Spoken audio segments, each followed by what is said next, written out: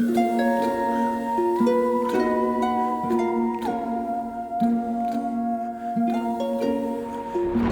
friends, how are you today? I hope you're having a wonderful day so far. My name is Bailey Sarian, and I'd like to welcome you to my podcast, Dark History. Now, if you're new here, well, this is my chance. Me. It's my chance to tell you the story like it is. And just to share the history of stuff we would never think about. All you have to do is sit back, relax, and just let me ramble because I've got some juicy history gossip that I need to tell you. Because a lot of stuff you just don't learn in school. It's so interesting.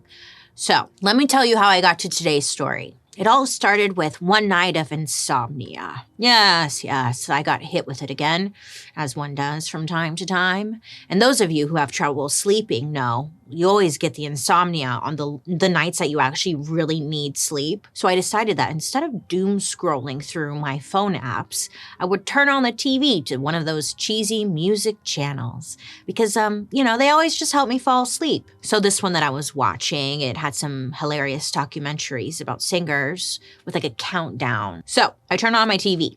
And I'm thinking I'd sure be asleep in about 20 minutes or less, And then the opposite happened. But actually, this time I wasn't that mad because I ended up learning a lot about one of history's most interesting decades, the 70s, and was reminded of how much I love 70s fashion. The bell-bottoms. Oh, I have so many bell-bottoms. The pastel makeup, the big, gigantic, flowy hair. It was everything. And I learned that a big reason all this 70s fashion popped off and came to be was because of a little thing called disco. Wouldn't that be cool if I had like a disco ball just drop in and we're like, Now, if you don't know, disco is a type of experimental kind of up-tempo dance music that took over the 70s. The first song I think of is Staying Alive, which, fun fact, was that even disco? Because they didn't even want to be disco. But I feel like disco is kind of a joke to us now, or maybe just an emoji. Like so many people dress up during Halloween as hippies or disco queens and roller skates, but disco was so much more than fun dance music and hot outfits. I mean, it's thanks to disco queens from the disco era that free spirits like you and I get to express ourselves pretty much however we want. And not only that, disco changed the face of music forever, especially for women. There was no going back, and some people were really pissed about it. Before disco, it was men who dominated the music scene with their rock and roll, sex and drugs. Eye roll. The face of popular music at the time was essentially a bunch of white dudes with long, sweaty rock hair, singing about women and sex and shorts and drugs, like Led Zeppelin or Ozzy Osbourne. But in the 70s, music was changing, and that was just too much for some people to handle. And this all came to a head in 1979 during one of the most surprising riots in history, a night dedicated to destroying disco music and disco culture. I'm talking about Disco Demolition Night, which if you're like me, you're probably thinking of demolition derbies. Because I was like, oh my God, they probably had like a disco ball and they would run into each other with cars. Nothing like that at all. This is about music, baby. In order to get into Disco Demolition Night, we need to talk about what the hell was going on in the 70s. Because it wasn't just all flower, power, and fashion. There was also a major recession. Yeah, so people were just financially screwed. There was the Watergate scandal where the president straight up betrayed his country. So people just really lost faith in the government. And there were so many social movements going on. It was safe to say that there was definitely tension in the air. Just a little bit. Kind of how it feels like now. Yeah, sometimes. And something called free love, aka living with a sexual partner without being married to them, was becoming a more accepted thing in society for straight people. But this quote-unquote free love did not include the gay community. So if you listen to our Pride episode from season 1, you should know that when the Stonewall riots happened in 1969, it essentially changed the way queer communities were able to create safe spaces for themselves. After Stonewall, people of color, gay people, and people who just wanted to be open and express themselves came together and created underground clubs. Now, this was the cool place to be, especially if you're a young person who maybe was considered as as an outcast by the community. But maybe you also want to express yourself and just loosen up a little bit, have some fun, let your hair down, you know? So many incredible parts of culture we celebrate today, like drag balls, sexually empowered music, DJs, glitter on tits. This all came because of underground clubs that were started. Yeah, glitter on tits started there. Within disco culture, the people created a certain attitude, a vibe, the music they wanted to listen to, the fashion. They were creating their own rules and having fun. You know, as soon as you walked into the club in your big-ass fur coat and latex top, oh, and don't forget your ankle-breaking heels, you were gonna get down to some groovy music, baby. And who were they all getting down to? Well, the undisputed queen of disco. Me? No. How dare I even claim that? I'm talking about Donna Summer. Donna would take the stage in these underground clubs wearing these gorgeous, feathery outfits, and she was there to sing about love, power, strength, and having massive orgasms. She has the 17-minute song called Love to Love You, Baby. And in it, she sings about loving to have sex with her boyfriend. Hot. During the second half of the song, you can hear her having orgasms. About 22 of them. Lucky her. Which, when you think about it, this is wild. Not really. I think it's kind of fun. I mean, who is having orgasm in a musical performance during this time?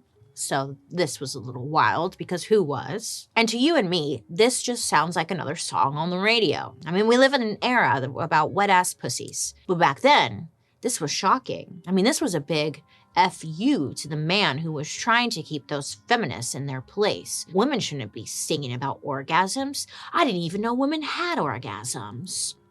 I mean, not all disco songs were like this, okay?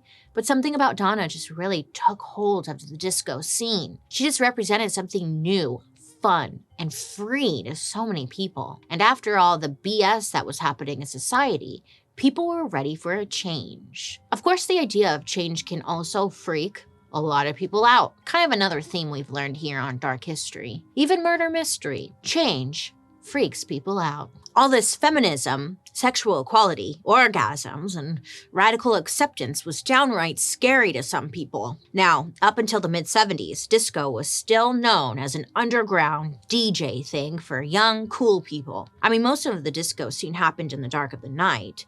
It was more like a if you know type of thing. It wasn't until a British journalist named Nick Cohn published an article about one of these underground clubs that disco took on a new identity in America. Yeah. I feel like a lot of us are out here just needing a hair reset. Oh yeah. For me personally, my hair is looking a little dry and a little dull. This is frustrating. I want to have beautiful, shiny hair. My shampoo and conditioner are just not giving what they need to give, okay? Thankfully, Way has a product to help you care from the top down and meet all of your hair care goals. Even after my usual wash routine, I feel like I wasn't really getting in there, really getting it all out. And after I tried Way's detox shampoo, I felt like my hair was on a factory reset. My hair was light and fresh and felt so clean. I used to be worried about detox shampoos because in the past they didn't really work. They were just like an extra step that I didn't want to do, But Way's detox shampoo is the real deal. It cleanses away product buildup and damage done to your hair by those hard water deposits, dirt and oil. And it's not just for that. Their detox shampoo also helps with oiliness, unwanted shine, and flaky or dry scalp. And to keep your hair shining in all its glory, Way has the scalp serum that keeps you hydrated and strong. This daily scalp serum can be used any time of the day with wet hair, dry hair, whatever you please. And it's not just for maintenance. It helps soothe irritation too. I'm telling you, it does it all. The way to healthy hair this season and beyond starts here. Go to theway, TheOuai.com/darkhistory for 15% off your entire purchase. That's theway, TheOuai.com/darkhistory. Look, hi. In the 1970s, Nick was a journalist for New York Magazine, and he was a really popular rock music writer. So people were very excited when this article, or his article, came out in 1976. It was called, quote, Tribal Rights of the New Saturday Night, end quote. He started out the article in my personal favorite way by saying, quote, everything described in this article is factual and was either witnessed by me or told to me directly by the people involved. Only the names of the main characters have been changed, end quote. I mean, when you think about it, it's like when you watch a movie and it says based on a true story, and you're like, hell yeah, this is gonna be fucking amazing. A lot of people were thinking that too. I am never comfy in this chair. This is a side note, but if you've been watching Dark History over on YouTube, then you should know I've been going through very different stages where I don't know what to wear. I started off with like cute clothes, and then I went to band t-shirts, and then I went to robes, and then I went to pajamas. I think I'll just show up naked. Let me know down below if I should be naked. Okay, going back to disco. So this article, it was all about the juicy secret details of the disco scene in Brooklyn, New York. So he ends up following a popular disco dancer. His name was Vincent, allegedly. Now this is how Nick described this guy, Vincent. Quote, black hair and black eyes, olive skin, a slightly crooked mouth, and teeth so white, so dazzling, that they always seemed fake. Third generation Brooklyn Italian, 5'9" in platform shoes, end quote. Vincent and his friends wore wild, colorful clothing, did the whole lean against a wall while smoking a cigarette move. I mean, according to this article, he was an Italian stallion by the sound of it for sure. Once a week, Vincent would go to one of these underground disco clubs and absolutely rip apart the dance floor with his ooh, disco moves. And people from all over New York would go to watch him dance. Now, it was said when he took the dance floor, people cleared the floor to give him space. Like, oh, Vincent's here. He's about to blow it. I mean, not blow it, but pop off. You know? Men wanted to be him. Women wanted to be him. Everybody wanted to be him. And then others would just wanted to be with him. You know what I'm saying? He said there were lists of clothes you needed to have in order to really be in the disco scene, like Gucci-style loafers, floral shirts, rings, flamboyant-ass fits, okay? But here's the twist according to Nick's article. You really had to know how to handle yourself in a gunfight, because allegedly, these disco types were always getting into fights. Which then had me thinking okay, let's just say this is true. How did Vincent dance so well with a full-on gun in his pocket? You know? Okay, fine, sure. So when this article dropped in New York Magazine, people got an insight into the disco era, and they were like, excuse me, I thought disco was just pants and shoes. They had no idea disco was bringing in gunfights and terror into these wholesome Christian neighborhoods.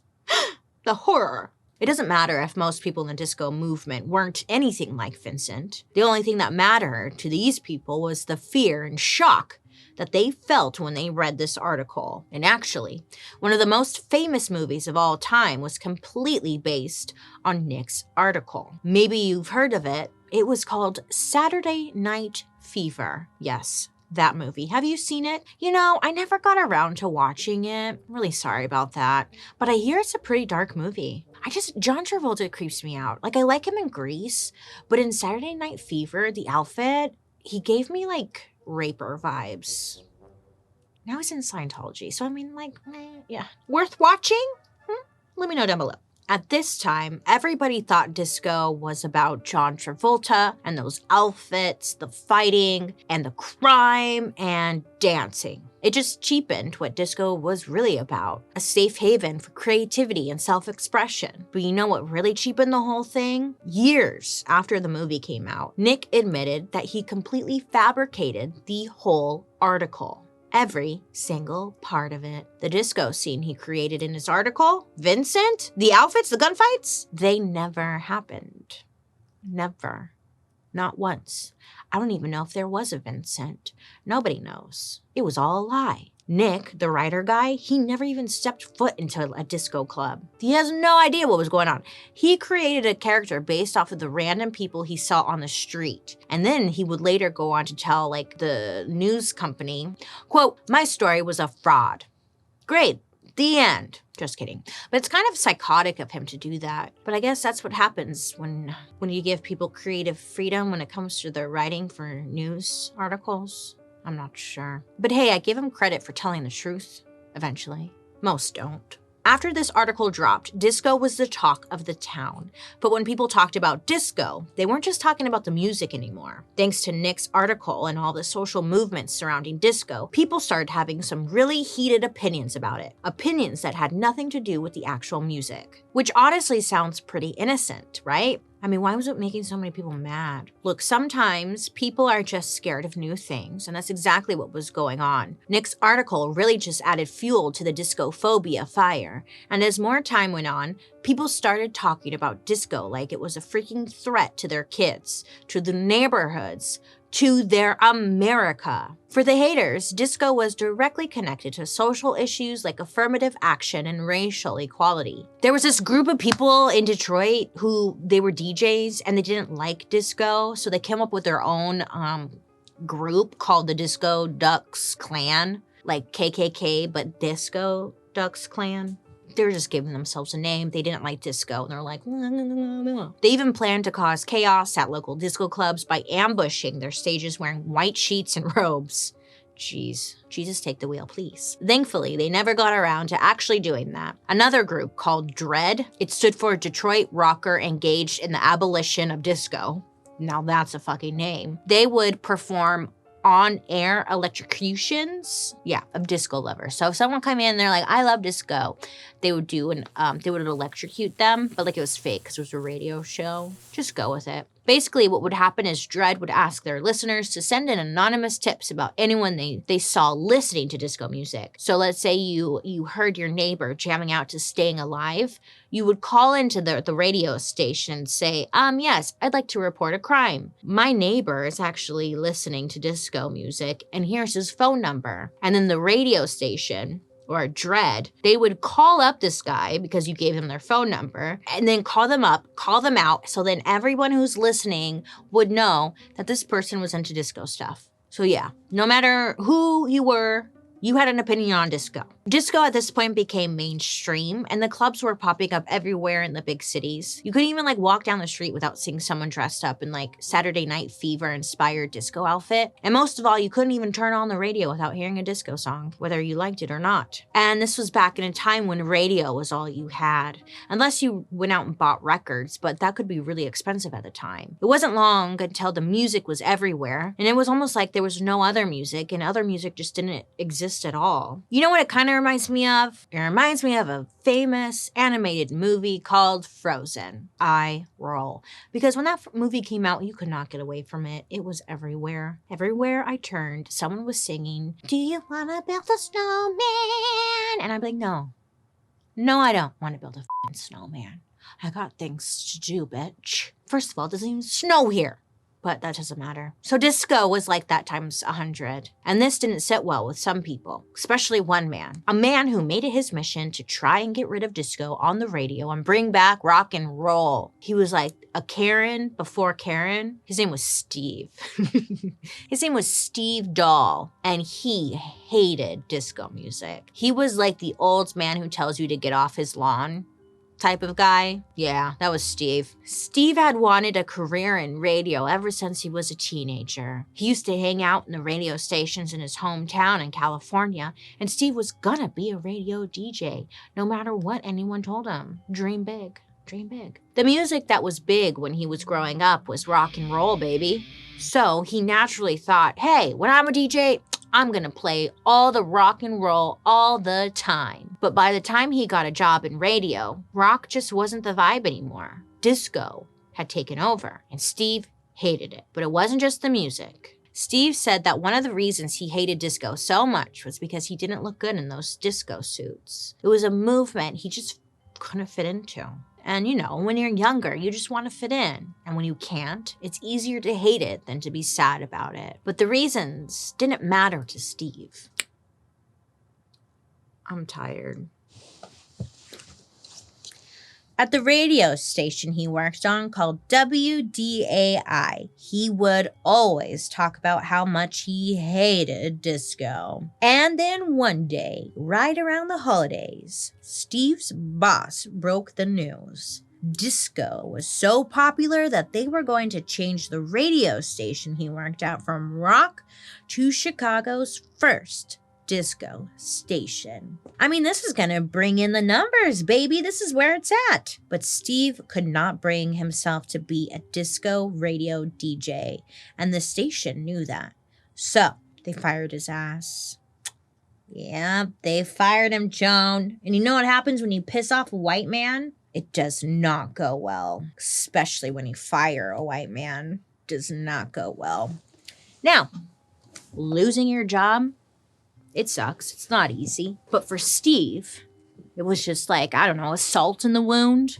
I mean, get it. Like, listen, he was young. He just got married. His wife had just quit her job. They sold their house. There was pressure from his in-laws. They're asking, hey, what are you gonna do with your life? Huh? Are you still gonna work in radio, Steve? And he's like, I don't fucking know, shut up. You know, it's just not a good time for him. And he's like sitting around, stewing in his regret and shame and upset, thinking about how disco ruined everything for him. He'd given everything up for this job, and then disco took it all away from him. It was said his wife got him a dartboard with the radio station he used to work for, had the logo on it, and he would just throw darts at it all day. You and I probably think that's very juvenile, but look, it's better than him actually throwing darts at the real people. Let him have it, okay? But eventually, Steve's harsh winter of fun employment came to an end. So, at the age of 24, Steve somehow lands a new job at another radio station. And this radio station played classic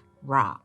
Now, this one was a rival to the one he had just got fired from, so Steve wanted to stick it to his old bosses, because why the fuck not?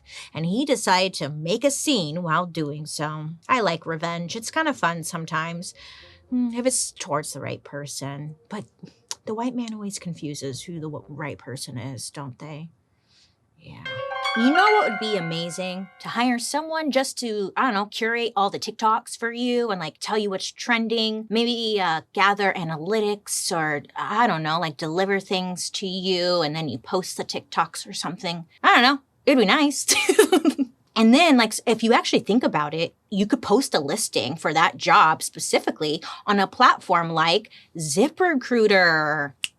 Snaps, yep. And that's exactly why ZipRecruiter exists, to help job hunters find that perfect gig, no matter how unique or specific it is that you're looking for. ZipRecruiter makes it easy to curate your dream role or your dream job and streamline the hiring process. ZipRecruiter's technology sends you great candidates for your job, however specific it might be. And you can even send a cute little personal invite to your top choices just to make a great impression. And if you're looking to get hired, you don't have to fill out dozens of different job applications, because with ZipRecruiter, you can upload your resume to your personalized profile so that you can apply to jobs with just one click. Dang, it's a little too easy, isn't it? Get your job noticed by the best and brightest candidates with ZipRecruiter. 4 out of 5 employers who post on ZipRecruiter get a quality candidate within the first day. Oh, go see for yourself. Go to this exclusive web address to try ZipRecruiter for free. That's ZipRecruiter.com/darkhistory. Again, that's ZipRecruiter.com/darkhistory.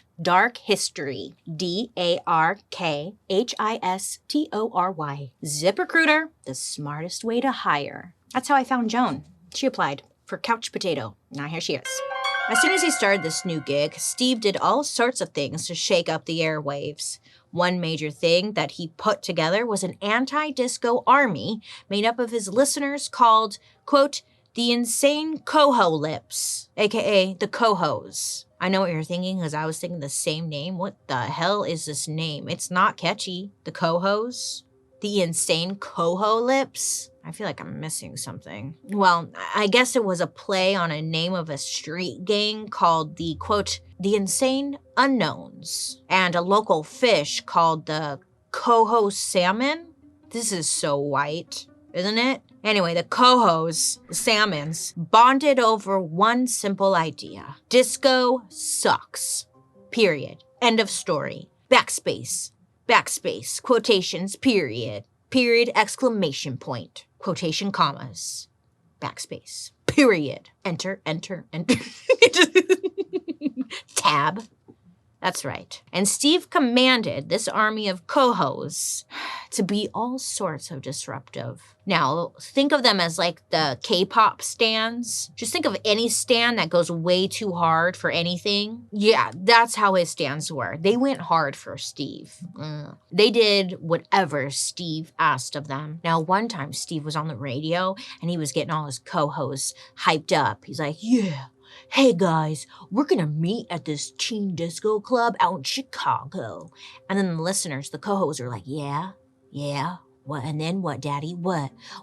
He's like, yeah, we're gonna F up those disco people. And they're all like, yeah, raging hormones and stuff. So they all go there and fill up the teen disco club and just stand there, taking up space, making sure no one can dance to disco music. They literally shut down the dance floor because they all hog it, so no one can dance if you're just standing there, which is the opposite of salmon. Salmon kind of like goes, oh my God, I get it. Salmons, because they go against the flow of the river. Okay, it's making sense, Steve, because for a minute there, I get it, but I'm the bear. You're welcome. At this point, Steve realizes he has serious power with his stands. So he gets them to do something else. On air, he tells them, hey, you guys, if you're listening out there and you see that van from my old radio station, here's what you're gonna do. You're gonna throw some marshmallows at it. And guess what? That's exactly what they did. And we may be thinking, what's the point of throwing marshmallows at it? The point is, Steve is realizing he got some power with his listeners. So the next thing Steve did at this new radio gig was take out his frustration by literally destroying disco records on the air. Literally. Did I nail it? Literally. Whatever. Like he would announce what album he was holding in his hands, say who the artist was, slide the record out of the cover. It's very ASMR before ASMR was a thing. He would then put it on a turntable, but instead of playing the music, he would drag the needle across the record, just completely ruining it. Then he would blow it up, quotes, because he would like actually use sounds of explosions, you know, an explosion sound effect, and to make it seem like he blew up the record. And fans love this shit. One fan of Steve said, quote, my friends and I hated disco. You felt you weren't pretty enough or skinny enough to fit into it. I remember Steve saying the reason he hated disco was because he couldn't buy a 3-piece white suit off the rack. And that stuck with me because I couldn't either, end quote. I know, like, why don't you guys just, like, band together and do something you all love? Like a craft party or something and make your own pants. Why do you gotta ruin other people's fun, you know? That's my whole question here. I mean, no one hires me for president, but they really should because I've got ideas. Like, I'm not sure yet. Circle back. So Steve was tapping into something, but he didn't quite know how big that something was. His hatred of disco and was really resonating with people. And one person in particular was listening and got an idea that would change the course of disco music forever. And this all took place on a fateful night in Chicago, Illinois. Now, I don't really talk about sports on this show because sports are just not, you know, they're not that. I'm not into it yet. Maybe when I get older. But today I'm going to mention baseball. Specifically, the Chicago White Sox. In 1979, I'm told the White Sox sucked. Which, first of all, I could completely understand because White Sox are really hard to keep clean. Your White Sox turn brown. And no matter what kind of bleach you use or anything, they don't go back to being white. I don't get it. Why do you even buy White Sox? Anyways, but I also hear that the baseball team sucked. Their record wasn't that great. Their fans were pissed off and people weren't buying tickets to their games. So the owner of the team resorted to coming up with interesting promotions so people would buy tickets to the games again. You know that giant scoreboard you see in every baseball stadium? Well, the White Sox had an exploding scoreboard that shot fireworks out of it. That's what they say. So every time you went to a game, you got like a little fireworks show. And the team's owner also installed a janky outdoor shower near the stadium seats so you could soak your hot body in clothes during those brutal Chicago summers. Which a lot of people were like, that's different, that's weird. And I was like, I would do it. I would give it a try. That sounds nice. When it's hot or humid, be able to take a little rinse off, I'm down. Maybe just me. Okay. And surprisingly, the fireworks no one asked for and the unique outdoor shower still didn't raise ticket sales. The stadium wasn't even filled a quarter of the way through, and they were hemorrhaging money fast. This is when Steve somehow gets involved. So there's this other guy, his name's Mike Veek. Now this guy was the son of the White Sox owner, so he's probably rich. And get this, he was a big fan of Steve's radio show. Maybe he was a co-host stan, we don't know. But Mike was trying to find a way to get people back to the White Sox games. He gets in his car, drives to the radio station, waits for Steve to finish his show. Now Steve does his usual attention-grabby thing, like smashing records and bashing disco. And the minute he's done, Mike bangs on the door to the studio. Steve opens it up and Mike says he has an idea. You know those records you've been destroying on the radio? Well, what if you did that at the White Sox Stadium? Like on the field. Huh? Now Steve didn't even blink an eye. An anti-disco night in front of thousands of people? Ooh, I see it now. Me, Steve, the center of attention? Hating on disco?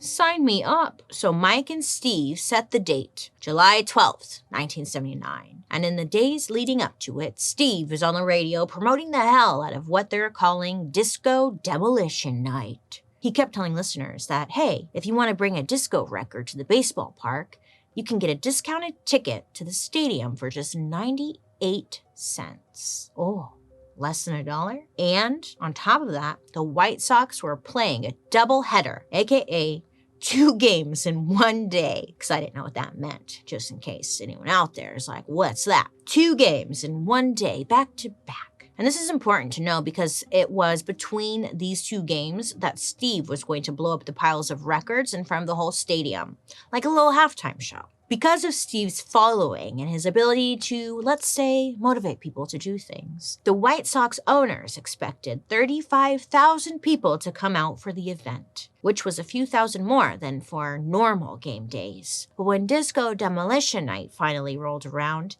it turns out they were way off. It was estimated that 60,000 people showed up that night, and there were thousands hanging around outside the stadium. Yeah, so almost 60,000 Steve stands. That's a lot of people, huh? Yeah. So these are co-hosts, these salmons are everywhere, all holding records in their hands. And what do you think is going to happen when that many hardcore disco hating fans show up? You really think they're gonna follow the rules here? They're here to celebrate hate. What do you think they're gonna do? They're just gonna sit there and smile while Steve blows up records?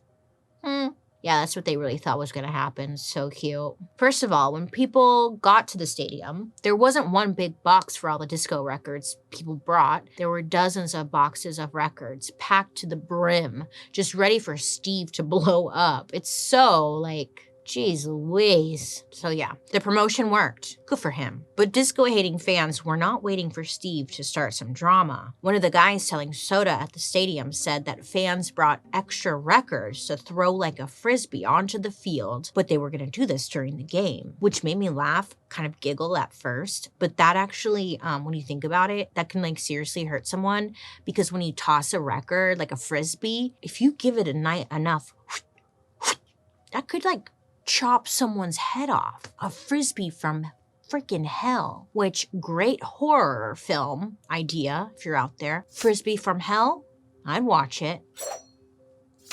You know? And little did we know that was kind of a foreshadow into the night. Now the atmosphere was reportedly feeling, quote, a little mayhem-ish, end quote. Just a little. First-hand witnesses said that dozens of banners were hung around the stadium with anti-disco slogans like, disco sucks, or another sign that said, burn, baby, burn, disco destruction. They're so boring. Honestly, not that creative. Come on. What do you expect from salmon, huh? Then, as the first game was coming to an end, people started chanting, disco sucks, disco sucks. so loud that it drowned out all the sounds on the field. Not that anybody was there for the actual game, but still. So the first baseball game came to an end at about 8:16 p.m., and the blowing up of the disco records was about to begin. The crowd was getting super amped up. People were chanting. They're pounding on their chairs, shouting, ready for action. And they're just so excited to hate disco. Everybody in the stadium knows something big was about to go down. They just weren't sure what. And then, when the clock strikes 8:40 p.m., a door in center field opens up and a Jeep Commando drives onto the field. Commando. And riding inside the Jeep Commando was Steve Dahl, and I guess he had been drinking a little, so he's a little sloshed. He was wearing military clothes and a general's helmet, which obviously to the audience looks like he's gonna fight. So that's really setting the tone here. So Steve shows up, he enters the field, he's looking around, thousands are cheering for him. Oh man, he's probably taking all this in, feeling like he's the master of the universe. It's feeding his ego, but it didn't take long for him to get a taste of what he created. As the Jeep was doing a slow driving tour around the park, the fans that Steve recruited to come to this event were throwing full beers and cherry bombs at the Jeep. If you don't know what a cherry bomb is, I guess it's like very powerful. It's illegal. It's an illegal firework, and it could actually kill a person, but it has such a cute name, I know. But very beautiful if you practice safe cherry bombing. Good to know. While this was happening, Steve was a little confused, like, wait, hello? Why are they throwing fireworks at me? I am their god. Now, he thought these people were on his side, so he's feeling a little nervous, like, it's not nice. But he shakes it off and keeps going on with his performance. After the Jeep does a loop around the inside of the stadium, it comes to a stop in the middle of center field. It was time to explode a box of records. So much drama. Now, their goal wasn't to make the whole box explode because they didn't want like some huge dangerous boom. They just wanted to make sure that the records would perform and like fly out of it. At this point, Steve and another guy are now standing out in the open in center field. Steve was getting the crowd super pumped up. He's yelling into a microphone and just yelling stuff at them like, yeah, disco, boo, words. He had no prepared speech or anything. He just, yeah. He wasn't giving a performance. Ugh. At least give us a little dance or something, my God. So apparently during all this, there were 3 nuns in the audience that night. I'm not sure if they were there for the baseball or for the disco part of things, but these nuns, were starting to get worried with all the insanity going on around them. And they turned to a woman that was sitting nearby and asked, what are the people chanting? And the woman said, like, don't worry, they're just saying, let's go White Sox. Praise God, which wasn't true. But what else are you going to tell a group of scared nuns? The truth? They might have a heart attack. Come on, be nice. You make me feel like dancing. I want to dance the night away.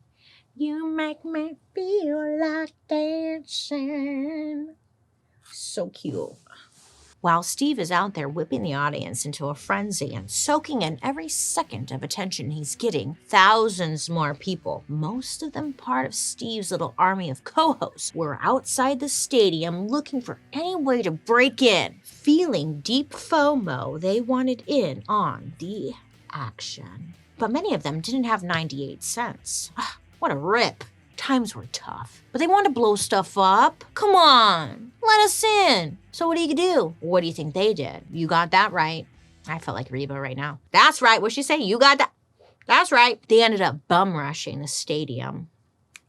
Snaps. Oh, you guys didn't see that coming? Even Joan saw that shit. She's blind. Why are you laughing? She's blind. She can't see? Oh my God. Don't let her laugh at your disability, Joan. Mike, the White Sox owner's son from earlier, well, bring, bring, bring. He's like, hello. He got a call from the security. They were right outside the stadium saying, look, Mike, listen, there's a bunch of kids, thousands of them, and they're trying to break in. What do we do?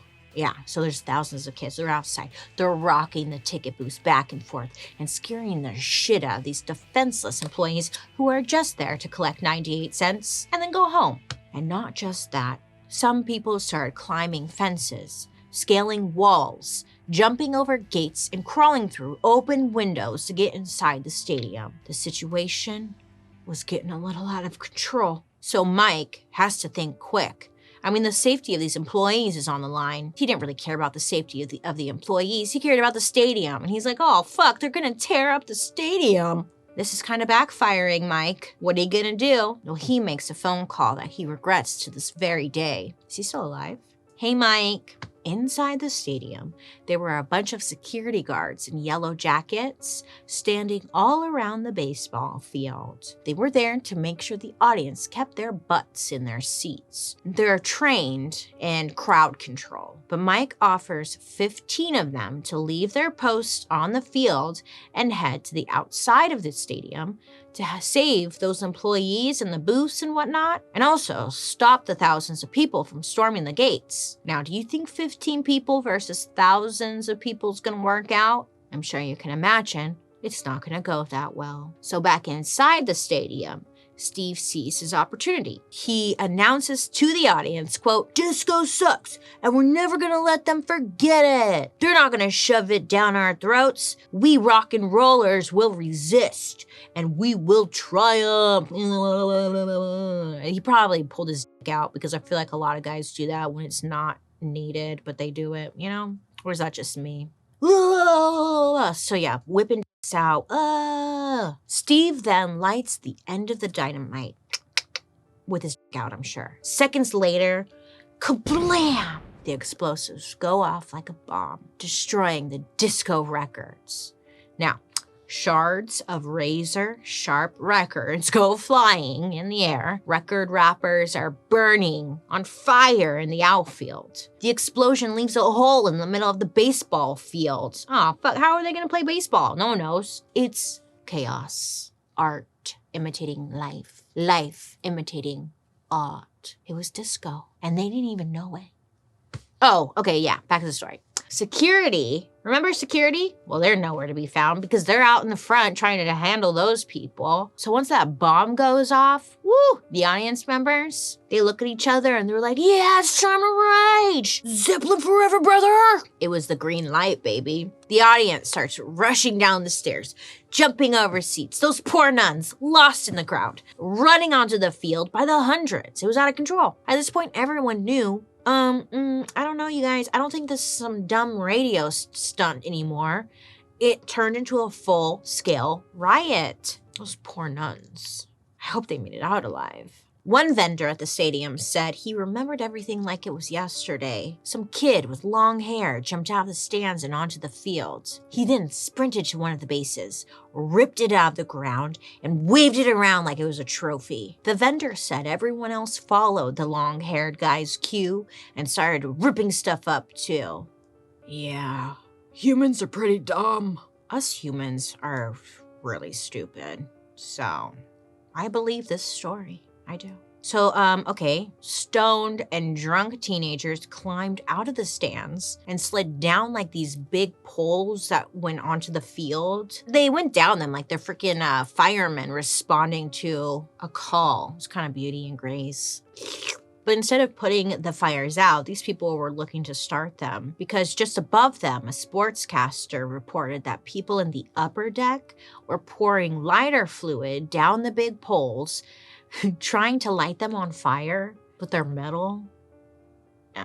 Everyone was raging a little too hard to notice that these poles were made of metal, so they actually couldn't catch on fire. But they tried.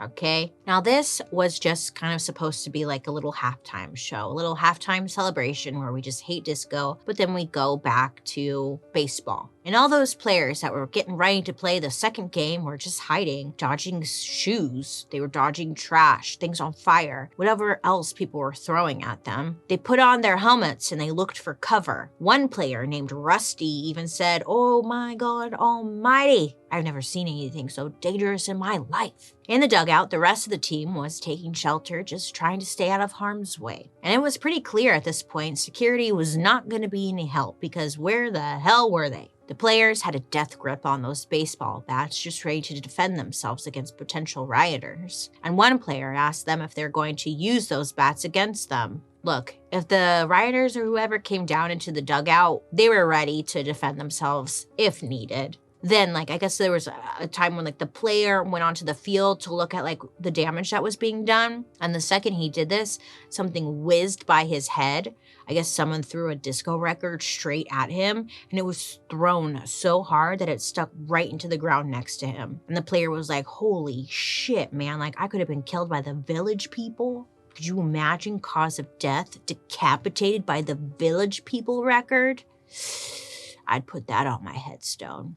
And speaking of those records, Vince Lawrence, who was an usher working that night, happened to know something a little suspicious that was going on. Lawrence, who was a black teenager, had a brilliant idea. You see, he was an aspiring musician, and he saw this event as an opportunity to not hate on disco, but this was an opportunity to grab a hold of some of those free records people were just throwing away. Jackpot. I mean, why not? He could build a solid record collection, and I love that for him. So he's out there and he's starting to gather up all these loose records he's finding, expecting to see, disco records like the Village People, the Bee Gees, and ABBA. Just like, yeah. But Lawrence starts to notice something else. A lot of the records he was scooping up, or were the ones that were blown up, weren't even disco. And in fact, tons of them were actually R&B records by black artists like Curtis Mayfield and Otis Clay. Then at one point, Lawrence said some guy ran up to him, snapped his disco record in his face like it was his fault disco even existed. After that, it was clear to Lawrence that this wasn't just a fun night for people to let off some steam. He said, quote, it was a book burning. It was a racist, homophobic book burning. Where's the lie, Lawrence? It does seem that way, huh? But stuff like that was happening all around the stadium. I mean, it was total madness. Maniacs were tearing urinals off the walls of the bathroom and smashing them, which is so gross because people pee in those. Come on, find something else. All the bases were torn apart. People were throwing more fireworks and cherry bombs. There was a picnic area with seats in the left field. Fans broke into that, ripped out the seats, threw them in a pile in the center, and then lit themselves a bonfire. Nearby people were dancing in circles around the burning vinyl records like it was some weird satanic cult ritual. Bizarre. The head groundskeeper and his son said that it had gotten so scary that they locked themselves in the office and just waited for things to die down. That was their safe bet. Really. That's all you can do. And remember that Jeep from earlier? Well, they blew that shit up. Just kidding. But wouldn't that be fun for the story? That Jeep blew the fuck up and there's explosion and they all died. I'm just kidding. I've been doing a lot of murder reading lately. Anyway, and that Jeep from earlier, the one that Steve rolled in on, yeah, that still all was on the field. Which is weird because you think someone would steal that Jeep. I would go right for the Jeep. Not only were fans throwing stuff at it, but now they were approaching it. The driver freaked out because he sees people approaching him. He floors it, hits the gas pedal, gets the hell out of there, comes out the way they came in. But he forgot that there was a photographer who was sitting on the hood of the car. And I guess when he floored it, the photographer flew off. And I guess this photographer managed to stop his fall by hanging onto the windshield wiper for dear life. The driver did not give a rat's ass, okay? He sped off and tried to get the hell out of there. Not long after that, at 9:08 p.m., only 28 minutes after Steve first stepped foot on the field, gates in the outfield roll wide open, and in rides the Chicago police on horseback, rolling in 2 by 2. I mean, someone must have called them to say what's up, or maybe they saw it for themselves. But either way, they were ready for the crowd, and they were all decked out in riot gear and armed with clubs. When people saw that, they were like, oh shit, party's over. Because people knew that the Chicago police were not afraid of using their clubs. As soon as the police started closing in on the rioters, they parted like the Red Sea, and they just booked it out of there. It shut them up real quick. The crowd finally started dying down, and eventually, order was restored. Steve said after it was all over, he sobered up and stayed at the stadium for a while. Steve, he then got a little lecturing by the owner of the White Sox, and then went home for the night. Yeah. When I read that, I was like, oh, that's it? He went home? The guy who incited a riot? Shouldn't he be arrested? You think he'd be held accountable for something? I mean, he brought thousands of people to the stadium, right? And after all was said and done, thousands of people ended up storming the field and causing thousands of dollars in damage. And some reports said that there was up to 30 people who had very serious injuries. But Steve, no, Steve, no. Go home. Okay, and that's all he got. While the White Sox owner was in the office, he was just beyond stressed, complaining that his leg was killing him. And then in front of everyone, he unscrewed his prosthetic leg, plopped it on his desk. Then he pulled out a cigarette, took a deep drag, and used his leg as an ashtray. And honestly, I had to keep this into the story because this right here is my kind of man. Yes, baby, you take off that leg and use it as an ashtray. Yes. I mean, it's a rough night.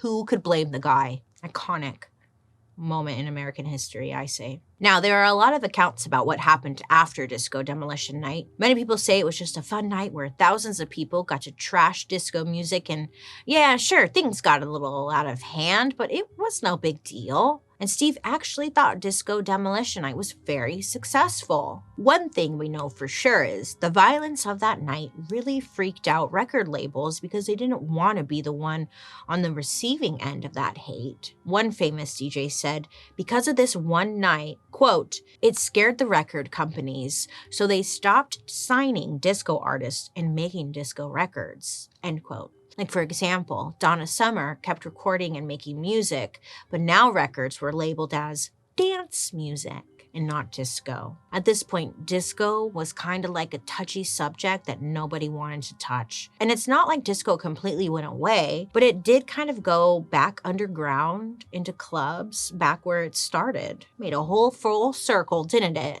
Exhausting. So what's our takeaway here? Joan, go ahead, share with the room. Oh, you're not blind? Oh, my bad, girl. I thought you were. You know, not everything's about you. Okay.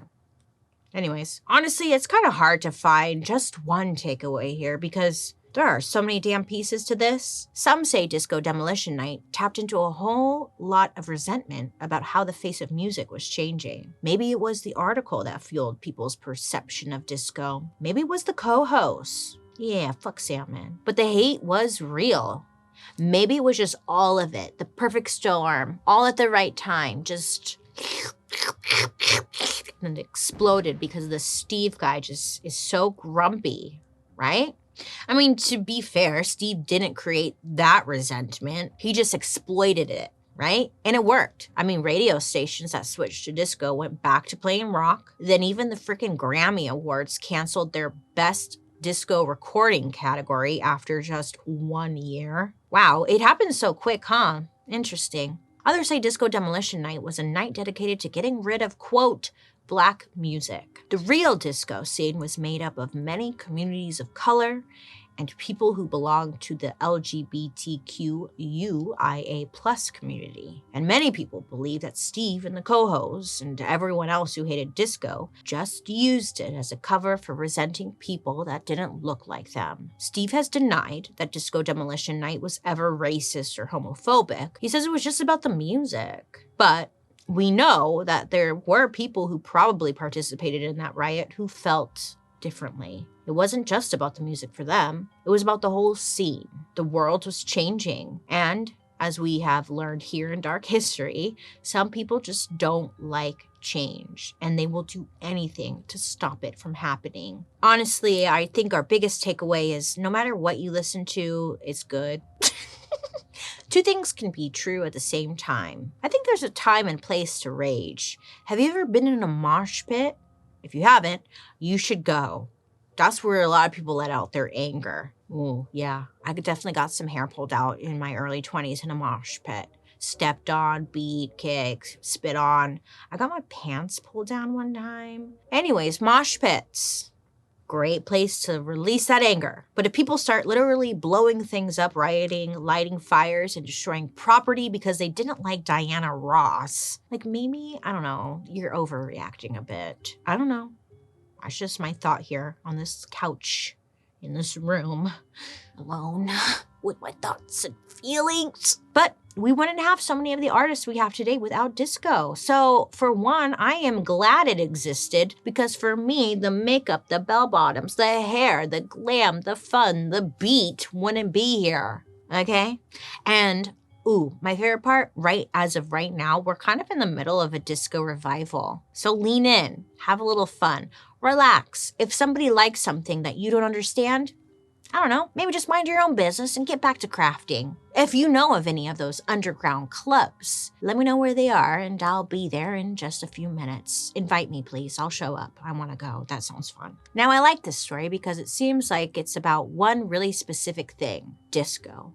But it's actually really about how one really angry person with power can essentially change history and music as a whole, which happens over and over and over again. I mean, we can really see it today. When people are angry about something or scared of change and they feel like someone is standing up for them, they will go to some crazy lengths to keep the status quo. But look, change is inevitable. It's all about how you handle change. So people listening or watching, handle it gracefully. If people are being assholes, maybe don't be an asshole. Mind your own damn business. And from one of my favorite classic movies, one of my favorite lines is, "Let it go, let it go." I think we can all just let it fucking go, can't we? Let it go. I'm sure Disney's gonna love that. Well, everyone, thank you for learning with me today. Remember, don't be afraid to be curious and ask questions and snoop around because you deserve that. Now, I'd love to hear your guys' reaction to today's story, so make sure to use the hashtag Dark History over on social media so I can follow along. Join me over on my YouTube where you can watch these episodes on Thursday after the podcast airs. And while you're there, don't forget to check out my murder, mystery, and makeup. I hope you have a great rest of your day. You make good choices. No riots. And I'll be talking to you next week. Goodbye. Wave bye. Wave! Dark History is an Audio Boom original. This podcast is executive produced by Bailey Sarian, Junia McNeely from 3 Arts, Kevin Grush, and Claire Turner from Maiden Network. Writers, Katie Burris, Allison Filobos, Joey Scavuzzo, and me, Bailey Sarian. Shot and edited by Tafadzwa Namarundwe and Hannah Bacher. Research provided by Xander Elmore and the Dark History Researcher Team. A special thank you to our expert, Theo Kate Forrest. And I'm your host, with the most, and on toast, Bailey Sarian. Leave a comment down below that you like my hair and makeup. I love it. I don't want to wash it off. Look at it, I feel so cute. Okay, bye!